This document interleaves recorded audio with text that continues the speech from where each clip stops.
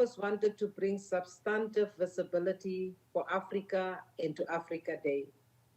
The theme of the ADS was oriented to follow that of the African Union's theme of the year and to also coincide with the celebrations of Africa Day held on 25th May each year. The goal of doing so was to bring about concrete or action-oriented recommendations and UN coherent support based on Africa's own priorities. Today, the Africa Dialogue series continues on that legacy to showcase African richness and best practices and to amplify African voices, including those of Africa's most valuable assets, our young people. I wish to thank my successor, USD Duarte, for believing in the value of the ADS and to continue where I left off. My own participation today from Namibia to launch the youth conversation is a clear testimony. The ADS is a platform for listening to Africa's youth and for the youth to take their rightful place as key voices in policy discussions. As part of OSAA's programs, I always emphasize the need for youth core leadership and active participation. And we ensured that since the first series, that youth was provided with that space.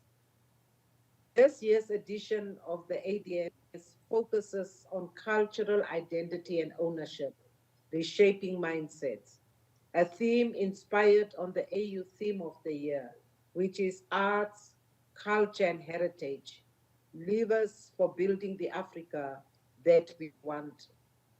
Indeed, art, culture, and heritage are powerful tools for taking ownership of our present and future and building the Africa of tomorrow based on a strong cultural identity of all of us as Africans. Culture and identity were two of the most powerful instruments that we had to fight for our freedom and defeat colonialism, apartheid, and occupation. African historians would remind us of our glorious past, of our struggle, and of independence. African singers would keep up the spirits with their songs' lyrics, encouraging us to continue fighting. African artists would depict what a post colonial Africa would look like. Today, through art, culture, and heritage, we rediscover ourselves, we establish our true identities as Africans, and promote a change in mindsets that is needed in order to promote a new narrative for Africa and from Africa. This is why it is key to take the opportunity that the ADS provides to pass on the baton to Africa's youth, to tell Africa's stories, bring in Africa's richness, culture, and norms, to foster practical approaches and holistic thinking to modern day challenges, drawing on the wisdom of our ancestors. Young people need to be at the driver's seat for Africa to achieve social justice, peace, and environmental sustainability. Their ingenuity, untainted by past fears and failures, can transform the continent through innovation, science, and technology, particularly in areas of public service delivery, breaking down stale and bureaucratic legacies to bring about the Africa we want. If Africans could build pyramids, temples, and palaces, and heal ourselves through our traditional medicines, keeping livelihoods through our knowledge of nature, coexist with our natural environments long before colonialism invaded Africa, why can we not think of ourselves as people who must learn from others, but most importantly, as people who have the indigenous knowledge systems to teach and impart? Now is the time for the youth to take the stage on the Africa Dialogue series. Let the youth conversation start, and wishing you all the best.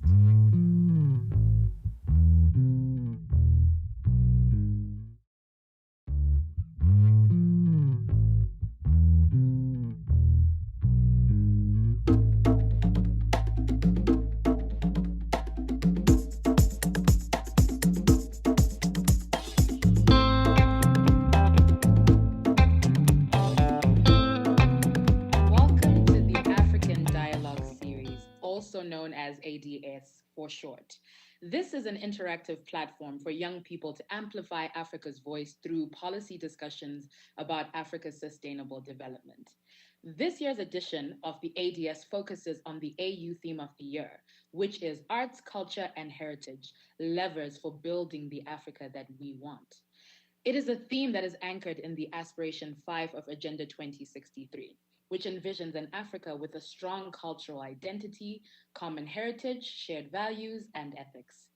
This series is organized by the UN Office of the Special Advisor on Africa, in close collaboration with the AUC Commission, Youth Division, and UNESCO. The overall theme focuses on cultural identity and ownership, especially reshaping the mindsets. The theme that we're going to be touching on today is sustainable peace for development, factoring in history. Now, my name is Janice Kumalo, and I am a youth engagement officer, and I am also part of the African Union Youth Volunteer 11th cohort. I would like to begin by introducing a couple of panelists that we have today. We have with us Mr. Ibrahim Cisse Shalom, who is a renowned advocate for social justice, peace, and environmental sustainability. He holds leadership positions with several civil society and youth led regional and international organizations. He currently works full time as the founding executive director of Africa for Arts Peace Initiative, AAPI. It's good to have you on board, Ibrahim. Can I hear a shout out from you? Greetings, everybody. Shalom, salam. Thank you so much, Ibrahim. Good to hear your voice and good to see your face. Then we also have my second speaker, who is Serge Hunton, who is a development economist with 5 years of experience in development and poverty alleviation research in Africa. He is currently a research fellow in the AMAS project at Mwai University in Kenya, where he is also researching the economies of refugees in Nairobi. He is also the founder of an innovation hub for immigration research.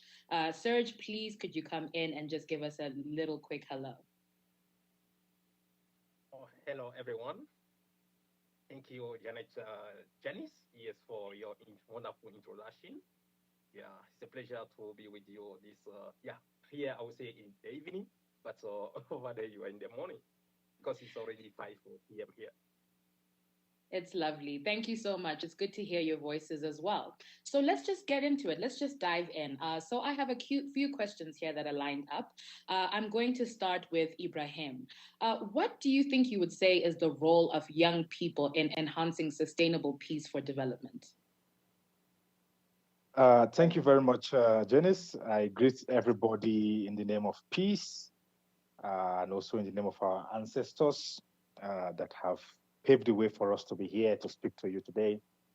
I want to start by saying that in 1945, when the United Nations Educational, Scientific, Cultural Organization, UNESCO, met in London, they had it in mind that in order to achieve global peace and actually champion a culture of peace, they took 3 things into account, which is 1, education, science, and culture. But where I want to harp on is the motto of UNESCO that reads, "Since wars begins in the minds of men, it is in the minds of men that the defenses of peace must be constructed." So drawing back to your question, the role of young people when it comes to promoting sustainable peace should begin in the mind. See, in the mind of young people. And how do we do that? How do we achieve that? 1 is through talking about education for getting your papers and degrees, but education for sustainable peace. That is the first one. And then number two is also the issue of culture of peace and non-violence and tolerance. Young people are the majority in most African countries. As you know, they make up actually almost 72% of Africa's population. And in every armed conflict, young people are the most active. And when they are idle, they don't have things to do, they are not engaged, then they are forced to be the perpetrators of violence.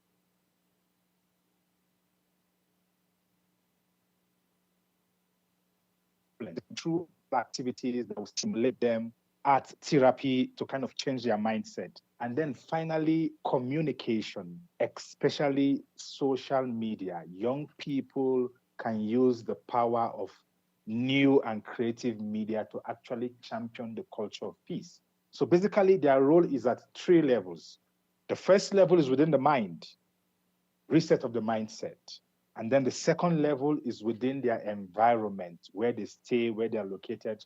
And then number three is also transforming and preaching peace using the various tools as social media and also other forms of communication. So these are, I say, the role of young people. We are all over.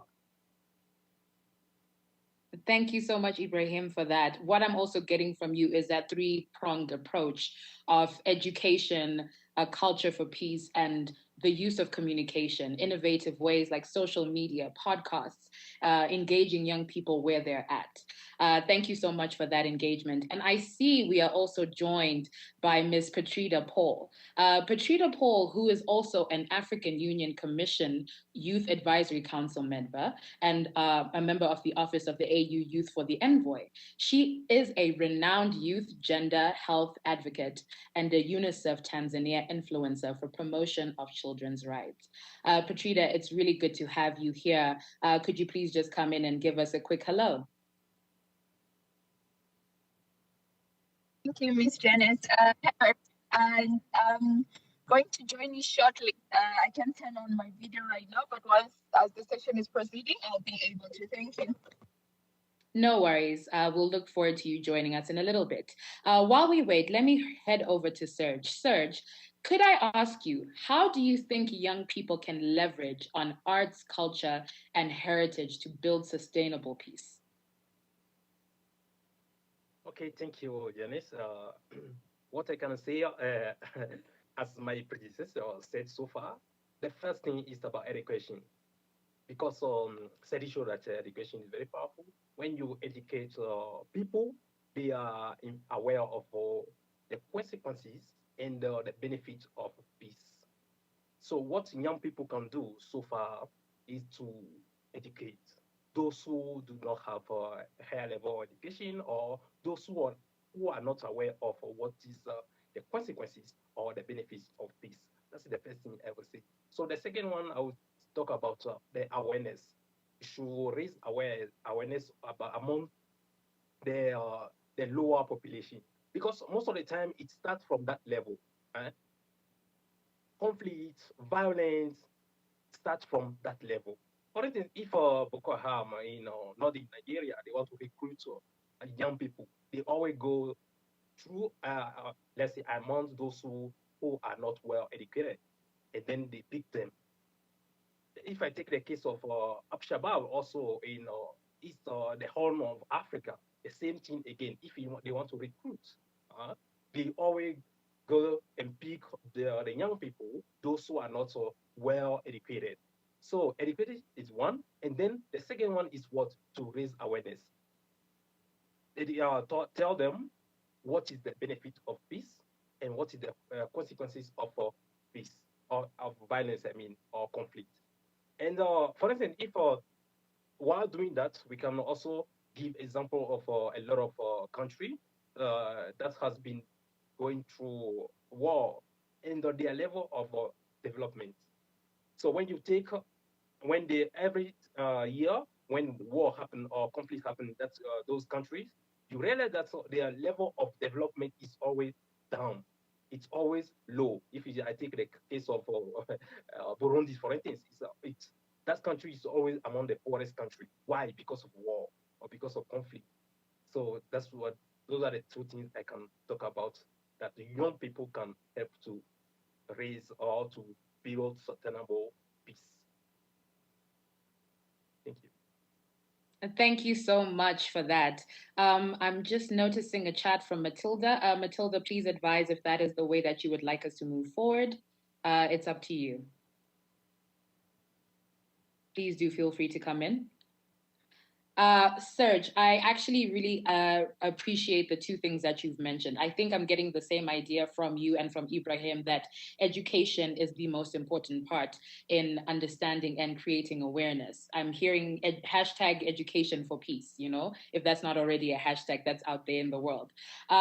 You touched on a topic of awareness and you spoke about the importance of reaching young people at a grassroots level. What do you think are the best ways in order to do that?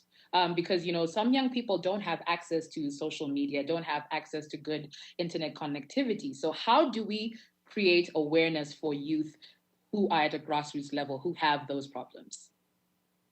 Right. That is a wonderful question because, you know, Africa, that's one of the challenges we have in Africa because all of us, all of the, especially when you go to the rural area, we don't have access to internet. Now you don't have access to smartphone or to get on social media. So the best thing to do is to go, for instance, create small groups. Uh, those people, those small groups, they can go down deep in the rural area and then gather those young people and then educate them. While educating them, then they can give them some opportunity for accessing to, for instance, training, if it's training or vocational training or something, access to education, then that will boost their level of getting the sense of peace and development. Okay, thank you so much. That is a valuable contribution to that level of community engagement and being able to reach the grassroots youth and not leaving anybody behind. Thank you so much. Please, could I remind all of our speakers to also turn on your video so we can see your faces and see the emotion behind what exactly it is that you're saying to us. Ibrahim, let me bounce back to you. How do you think you could say that young people have contributed towards sustainable peace in the past?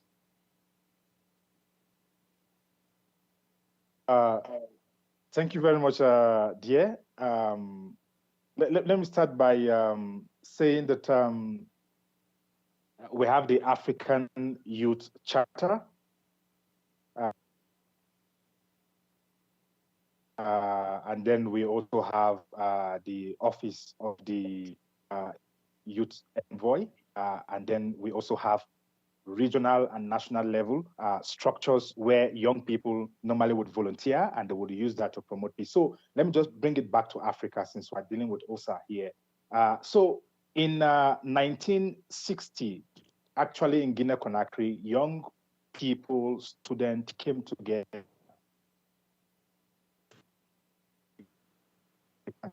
movement. And one of their idea, and today is what we call the Pan-African Youth Union.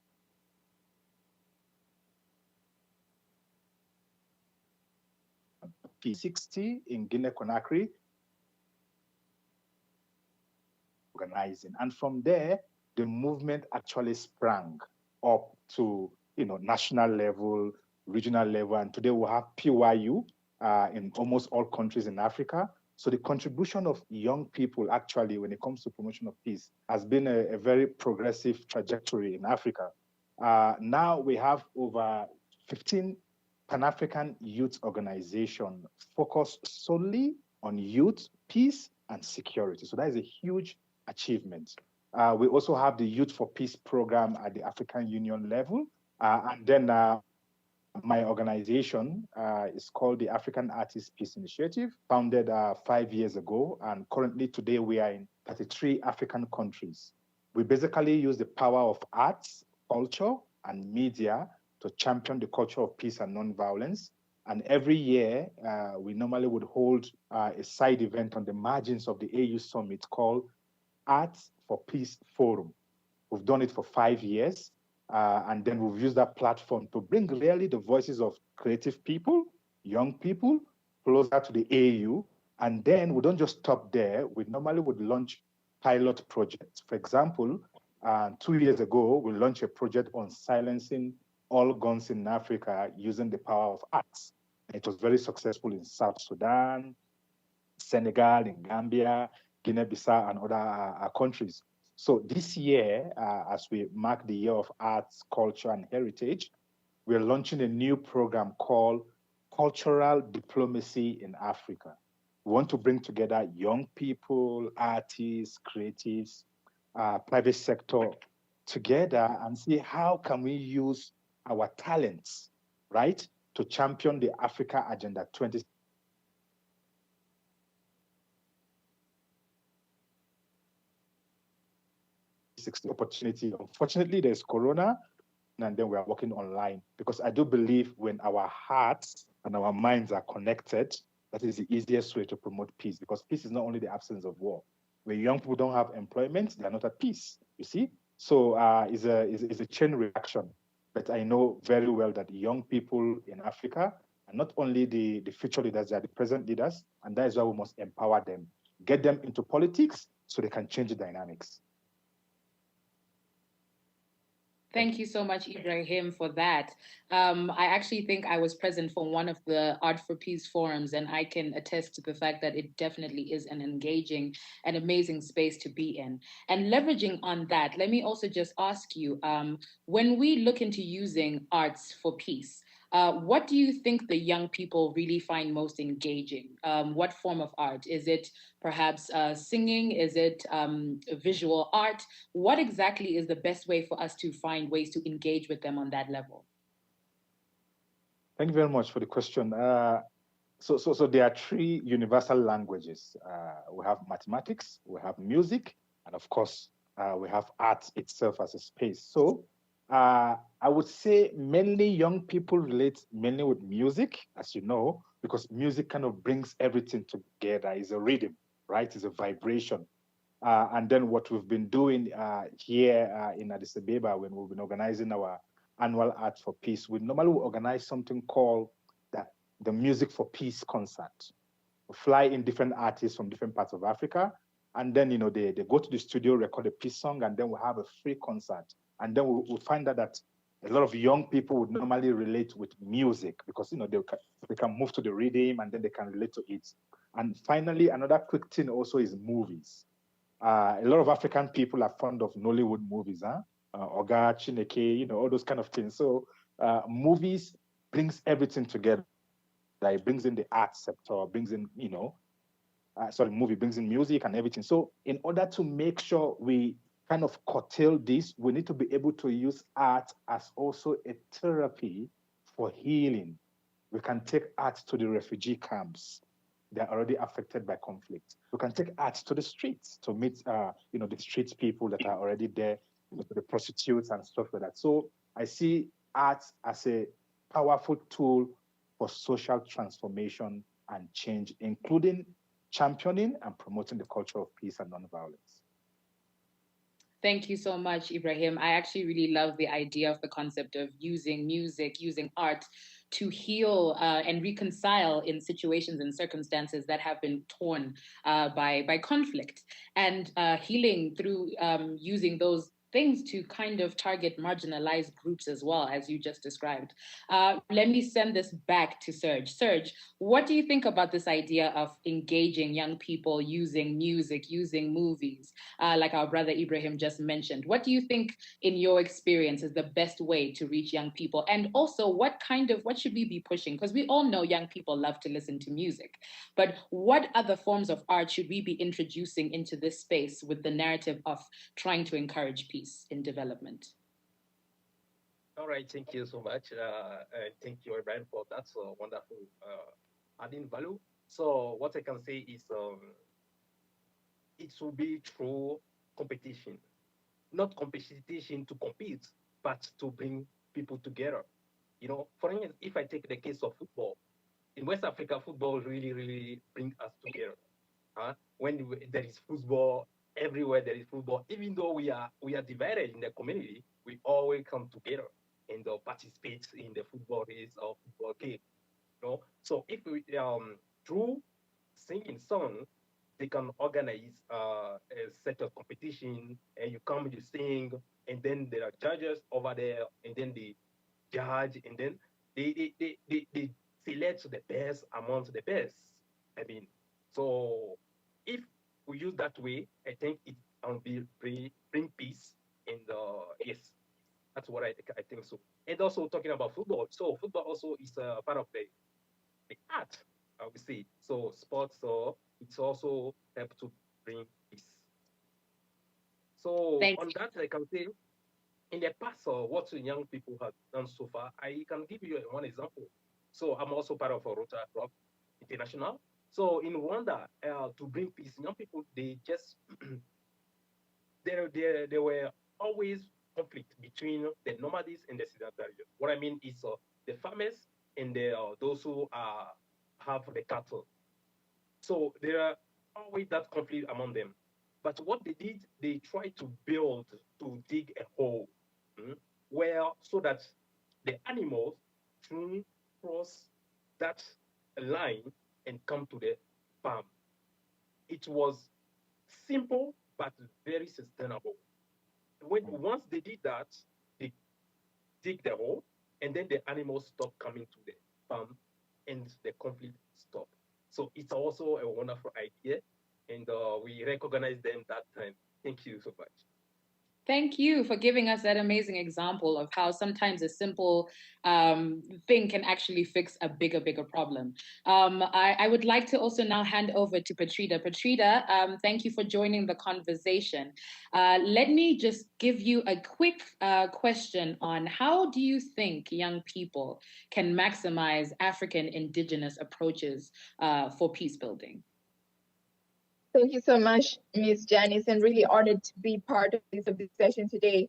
Actually, there are a lot of several ways that young people can be part of the peace process, especially when we look at the indigenous community. Earlier, before I had a message, Ibrahim Sese talk about what the Office of Envoy has done to actually amplify peace and security, especially from the youth lens. So what can they really do, especially the indigenous community, to advance peace and security in the different societies they are in? This can be through different interventions whereby they can partner up with different youth-led institutions, youth-led platforms, but also we have the UN agencies which are doing a lot of work on peace and security, but also institutions per se that are doing peace and security.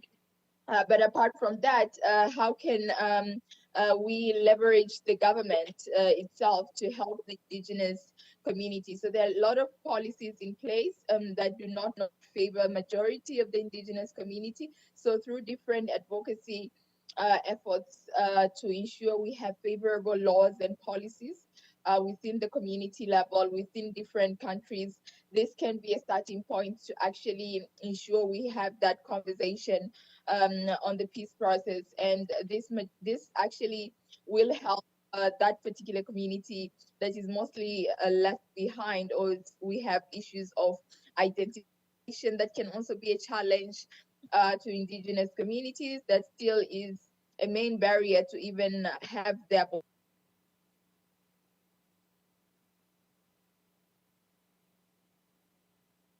work with young people, they voices, and they can actually be part of driving change within their societies.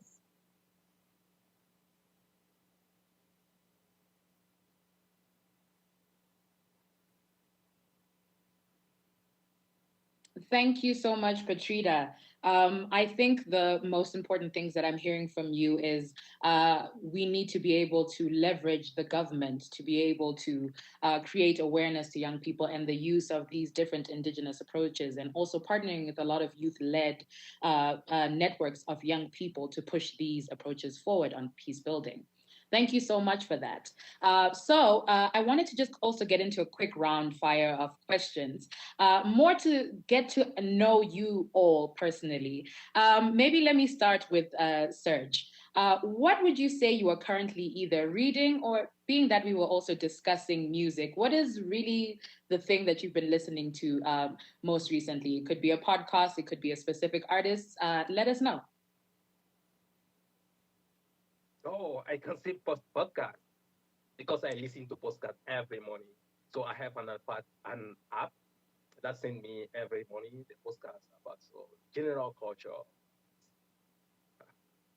I love that. I love that. You know, our generation is quickly getting into this space where we're kind of engaging, not just with music, but listening to podcasts to get us started in the morning. I know I do the exact same thing. Ibrahim, do you want to answer the same question? What are you currently reading? What is on your Kindle? What podcasts are you listening to lately?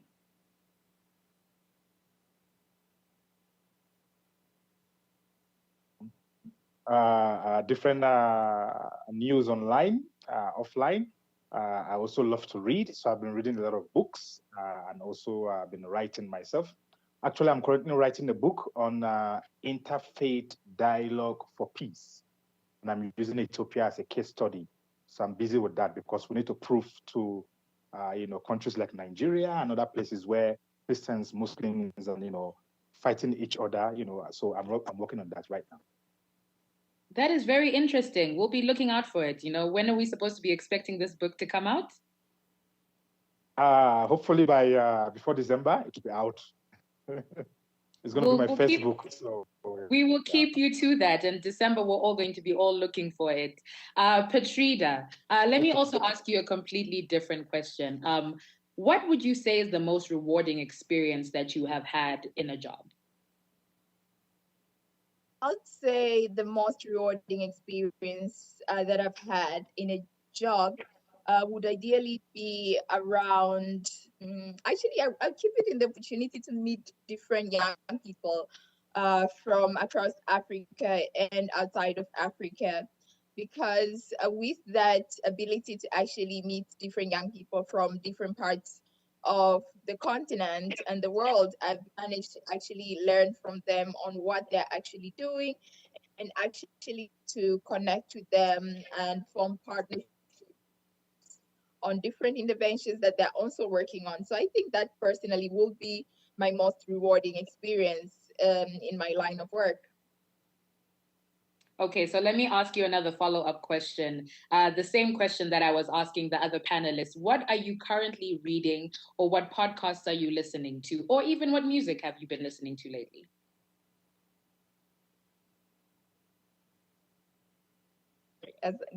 So what I'm currently reading is Unwrapped, the Story of a Shepherd. So this is a book that was written by Dr. Abraham Nzava, one of my colleagues that I work with. So it's really an exciting book that tells the story of different changes of life and different issues. But from a podcast, I would say it's the current podcast I'm listening to is Why Lead Others by Ben Oden. So it has a series of different influential young people, influential elders that are actually telling their stories on a leadership journey in different fields, whether it's in entrepreneurship, education, and things within the fashion industry or in the financial literacy or the tech world. And I'll keep my favorite music that I'm listening to so far is Bani. So he's a Tanzanian artist. A really good song, I think, that's currently trending. Thank you so much, Patrida, for all of those different plugins. I think all of us are also going to try and look for this podcast and go and listen to the artists that you mentioned. Thank you so much to you and to all of our panelists. This has been such an engaging and titillating conversation. I would like to just end off by saying thank you to everybody who organized and everybody for attending. And this has been amazing. So over from me to you guys, I hope you enjoy the rest of your day. Thank you.